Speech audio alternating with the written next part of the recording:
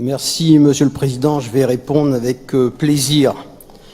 Monsieur Marico, le 28 janvier 2016, en effet, notre groupe Les Républicains et Apparentés a porté ici même le vœu d'une prolongation de la chasse des oies jusqu'au 20 février.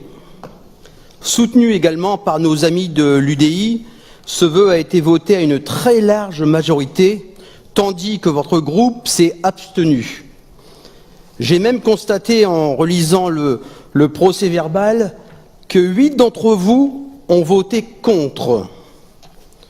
Cette abstention coupable s'ajoutait à une longue liste des actes manqués du Front National Rassemblement Bleu Marine, qui entend pourtant courtiser l'électorat chasseur.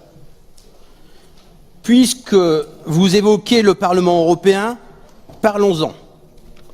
Au début des années 2000, sous les yeux incrédules de notre collègue Yves Buttel, alors député européen, votre politique de la chaise vide n'a pas permis de remettre en cause la directive 79/409, la fameuse directive Oiseaux. Il ne manquait que quelques voix. L'issue du scrutin pouvait être historique. Elle dépendait de votre participation. Vous avez failli. Mon intime conviction est que, comme dans bien d'autres sujets, vous n'avez aucun intérêt à résoudre les problèmes. Vous vous nourrissez de la colère.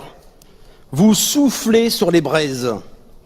Pourquoi éteindre un incendie dont les retombées politiques pourraient être bien plus profitables à votre parti? D'ailleurs, votre parti a confirmé cette politique du pire. Dernièrement, un texte similaire à notre vœu a été proposé au Conseil régional de Nouvelle-Aquitaine. Encore une fois, vous ne l'avez pas soutenu. Les chasseurs doivent savoir que vous ne soutenez que leur colère, mais pas les solutions proposées. Pour revenir à la chasse des oies, ce 1er février 2018 restera un triste jour pour les sauvaginiers et pour toute la chasse française.